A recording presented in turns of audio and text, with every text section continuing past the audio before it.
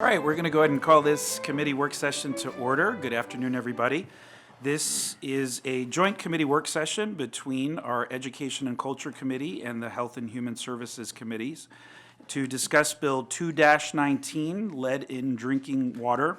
And I want to go ahead and invite Ms. Essie McGuire and Mr. Sean Gallagher to the table in case there are questions. I also want to acknowledge that Acting HHS Director Vicki Buckland and Dr. Travis Gales are in the audience, who are also available to answer questions and join us in this conversation as well.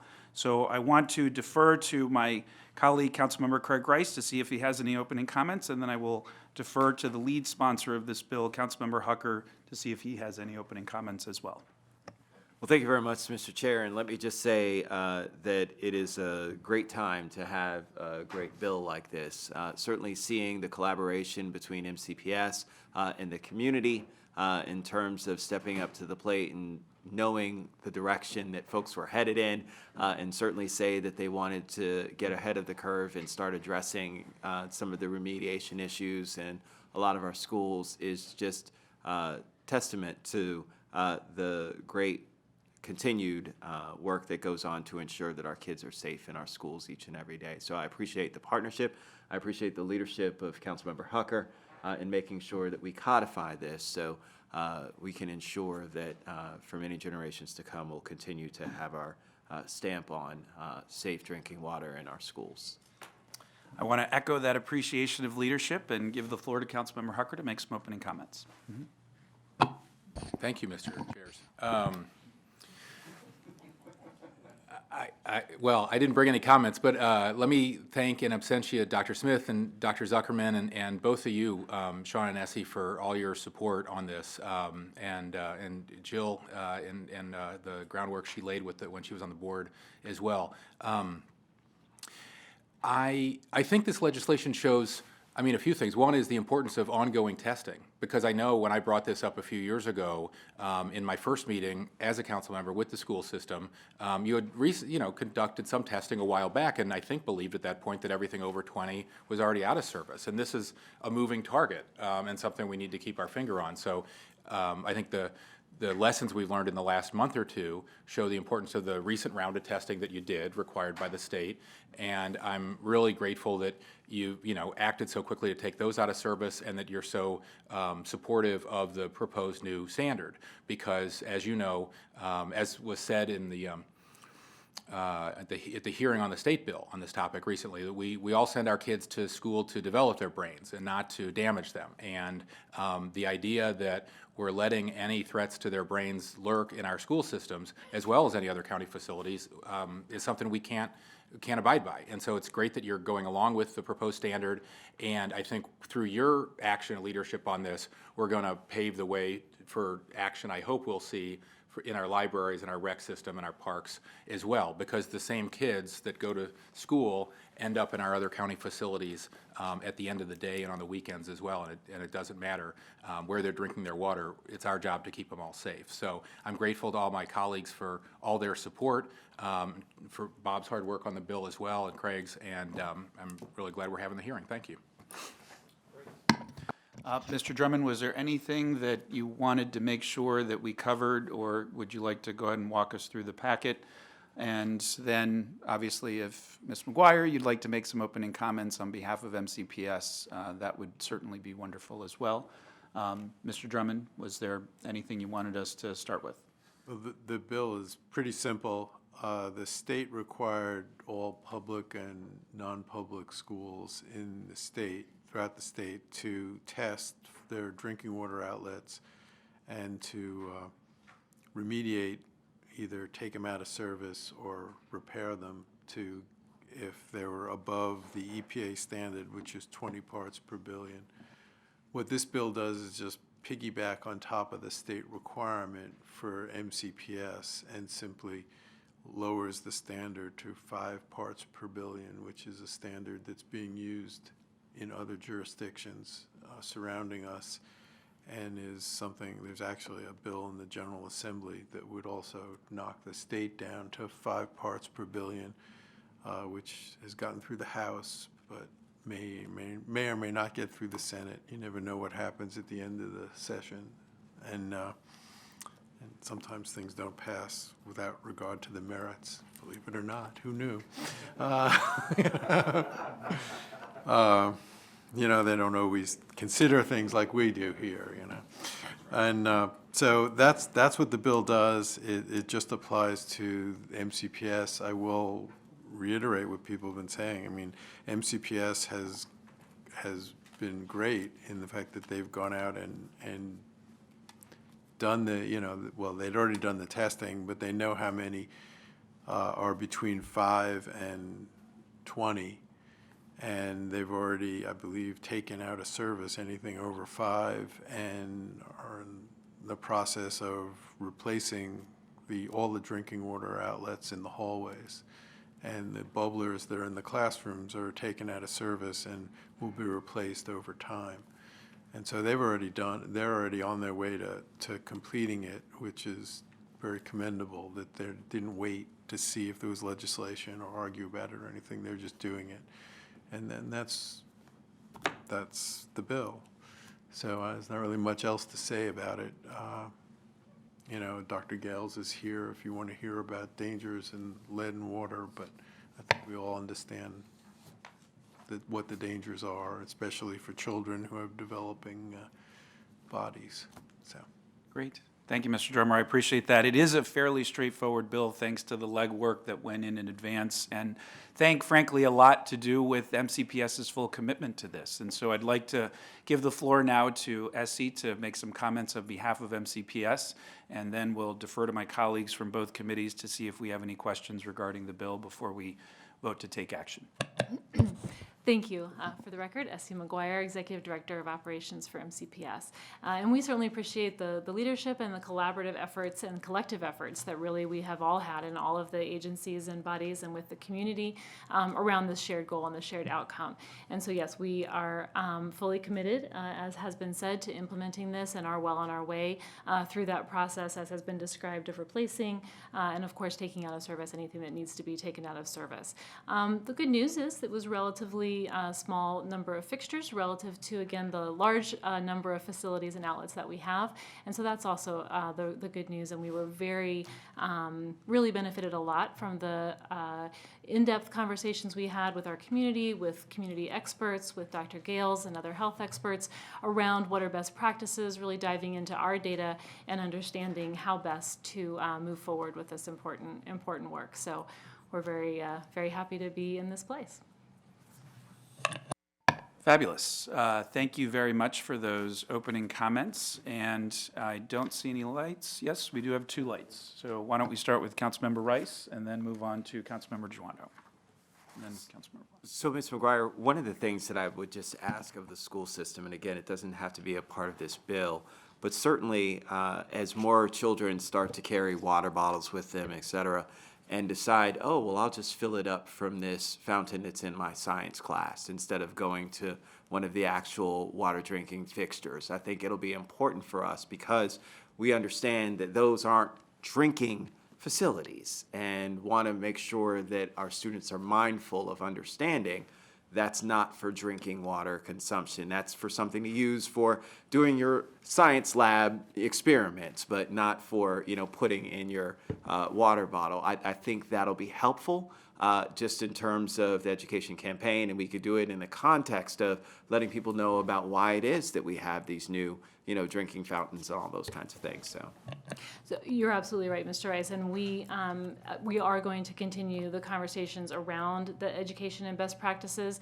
because it really is more than just one action, and it's really about engaging our school community, our staff and parent community and families, and those are some of those ongoing conversations that we'll have. We're talking with teachers, talking with our employee associations, our support staff, with really with everyone who is charged with keeping those messages in the building. Also, we will employ signs and signage and communication as part of our implementation effort to be sure that folks are directed to the outlets that are preferred for drinking.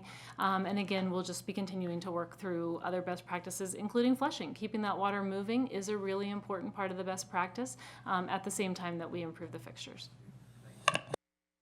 Councilmember Giwando. Thank you, Mr. Chairman. And thank you, Councilmember Hucker, for your leadership on the bill and for MCPS for your initiative. Just a couple questions, and I always like to do this in the hearings because I want everyone to hear it over and over again.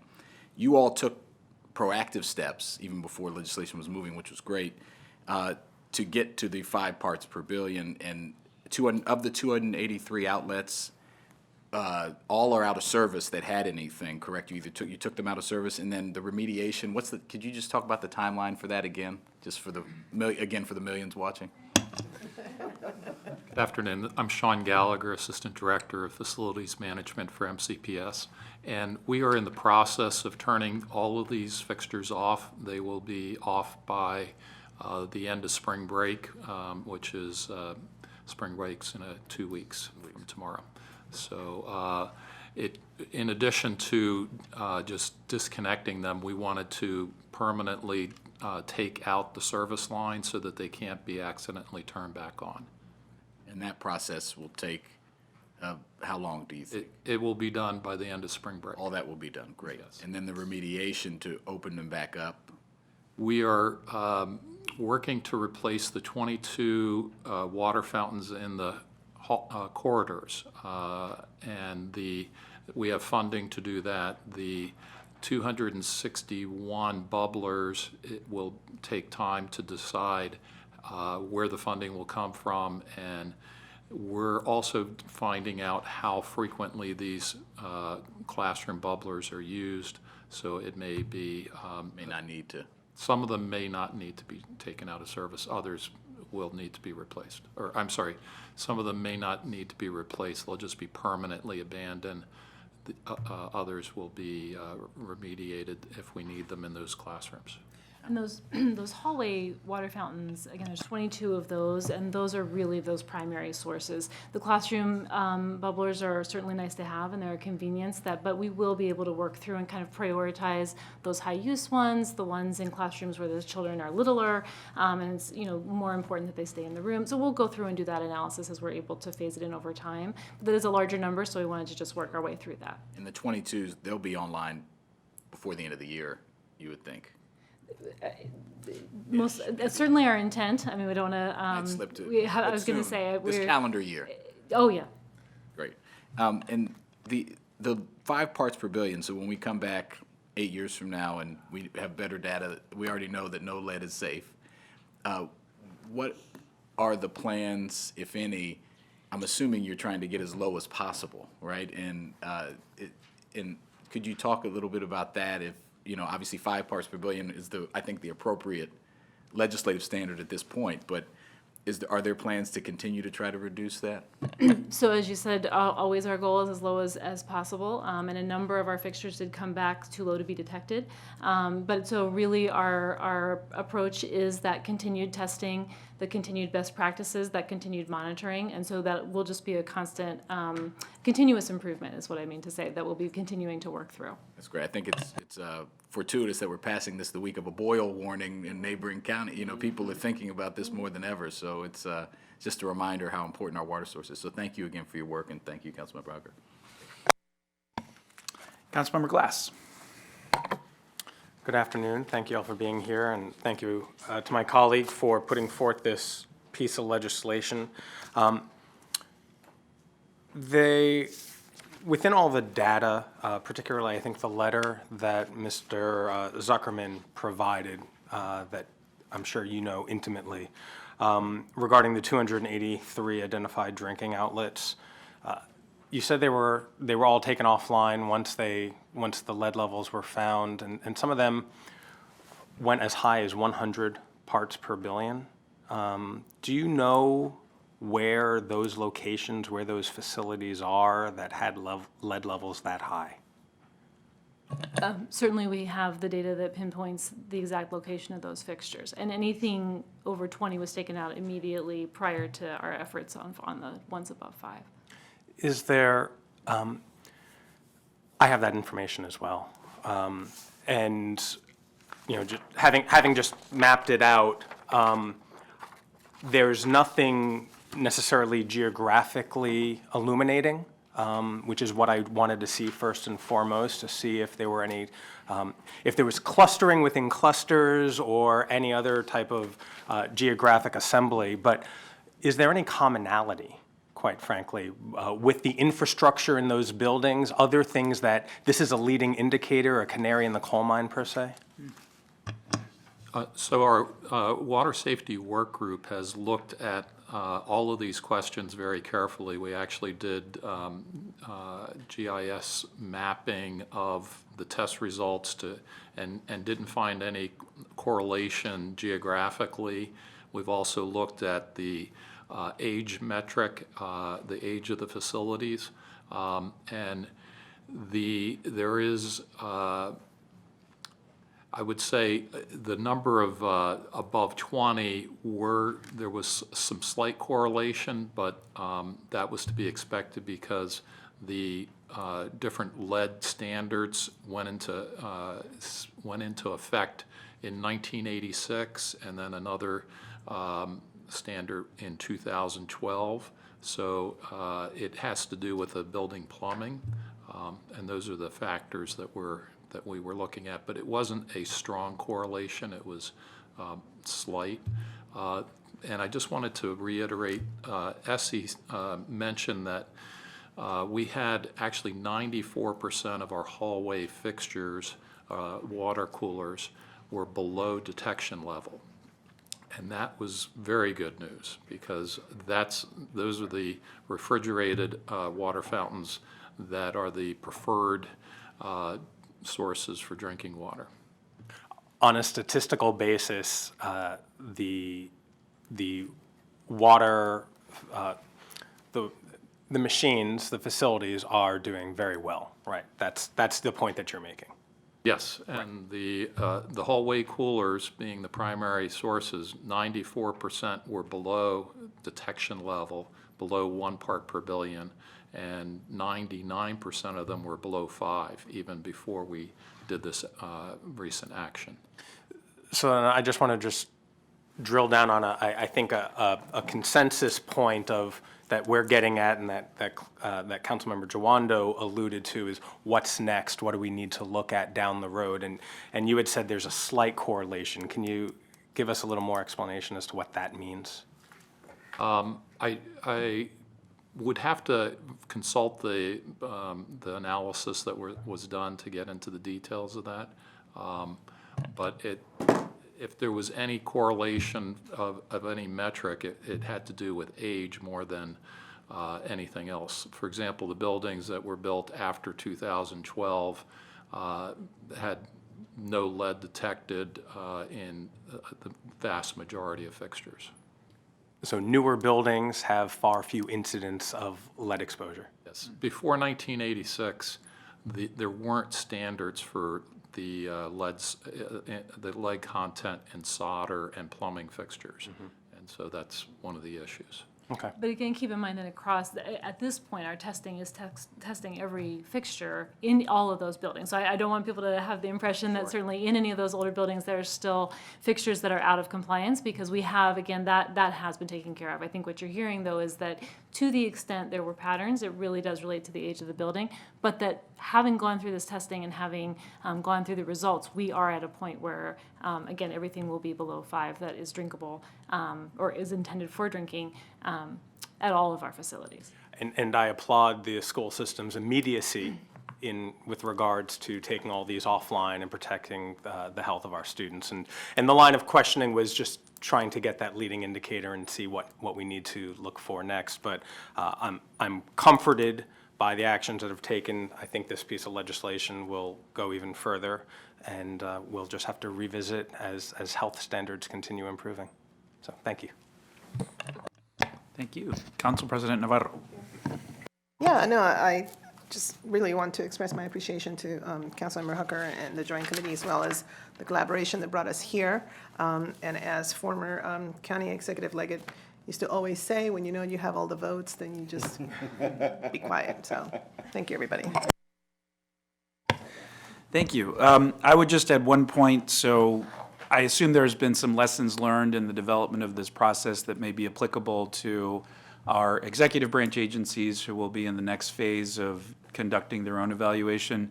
And I'll just point out that 6 of the Department of Recreation's current facilities are former schools, including 2 senior centers. And so we'll have to follow up with the Department of General Services to confirm they're on the same track and follow the same great leadership of MCPS and your guys' wonderful administration, so that we enact this as quickly as possible within the executive branch as well.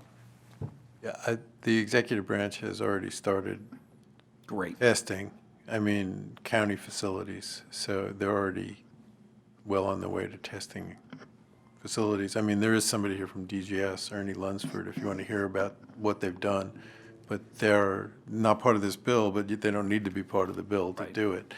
And they're in the process of going through whatever drinking water outlets we have.